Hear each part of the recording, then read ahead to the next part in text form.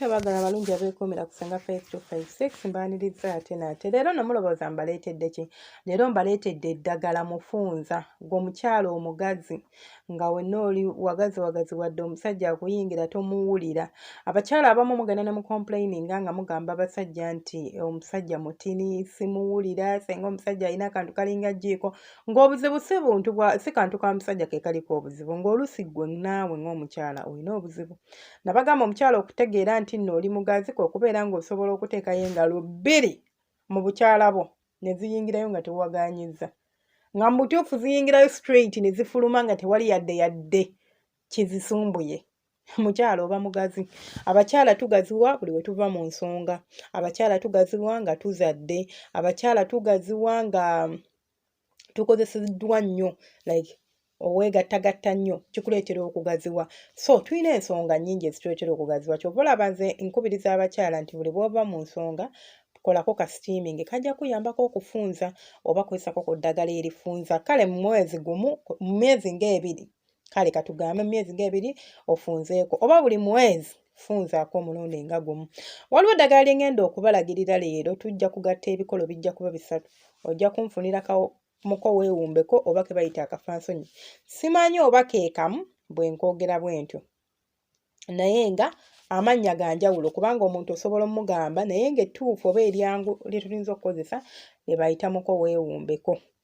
Muko weewumbeko ngenda kukabateerawo wano. Kamuko weewumbeko nako kalimu ebika, naye ngenda kukuteerawo ke njagala okozese oba ke ngenda okulagirira, then oba ke njogerako. Then eddagala eddala tujja kukozesa kamunye. Kamunye oyo by the way nga sinaba namugenda wala, mulungi nnyo kummwe abakyala abazaddeko oba abakyala nga wakava mu kuzaala, bamukufumbira n'omunywa, bamukozesa n'okunyiga omukyala, bakunyiga omusaayi ogwo oguba munda ne guta ne bimala ne bifuluma.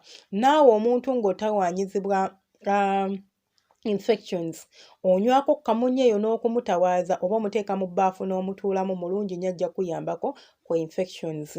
Bane mwettanire kamunye mulungi nga gye nkomezza. Then w'omala okunfunira kamunye naakwogerako ebikolo 2, ogenda kunfunira akajjampuni. Kajjampuni kanene oluusi tukakozesa kokka, naye ate wano tugenda kukakozesa nga tukakozesa katya? Nga tukakozesa tukagasseemu ebirala, kijja tuyambako okubeera nga tufunza.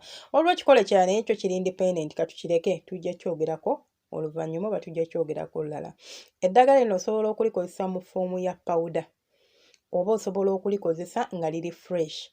Bwe liba liri fresh, omukowombeko olina obukola butini nnyo bwe buti, ogenda obusikako bw'oti n'obusikako n'okwata ne kamunye waffe, gattamu ne muko gattamu manya ne kajjampuni, olyoka oyenge. Biyenge bulungi, osooka byozaako oba osobola obbinyikako mu tuzzi otwokya oba otubuguma n'omala n'ojjamu. Onnyikamu n'ojjamu. Kino kituyambako okutta bacteria ezibeerako. Of course, ekimera kyonna kibeerako bacteria, mukimanyi kino. So okutuyambako okubeera nga bacteria ono tatu affectinga, akuyamba obinnyika mu mazzi agookya, then n'omala n'okola ki? N'ojjayo. Then bw'omaliriza okukola ekyo kye nkugambye, yenga bulungi eddagala lyaffe olisonsekeyo. Eddala oyenge onyweko, ligenda kuyambako okufunza wansi eyo. Then gwe akozeemu powder mu bikolo bino, bw'oba olina powder waffe oyo ojja akazigo nga si kangi okateekemu mu powder oyo okumusobola omukozesa, era naye omukwata n'osiiga wansi, ojja kufunda mukyala. Ojja kola ki? Ojja kufunda oddewo obeerenga mwana muto, obeerenga atazinwangako. So abakyala mwefeko, bannange mma n'enfunda enyuma okuzina, naye gwe omusajja n'akuyingira nga wenna alinga awugiramu obuwugizi oba alinga akajiiko mu ggama, talina bw'awulira ne bw'agamba nti banaye kanneekuutirize ku kisenge oba kanzireko eno, teri kyawulira. Ate n'omunaye tekiyamba mwami nti era tokikola nti okikolera mwami.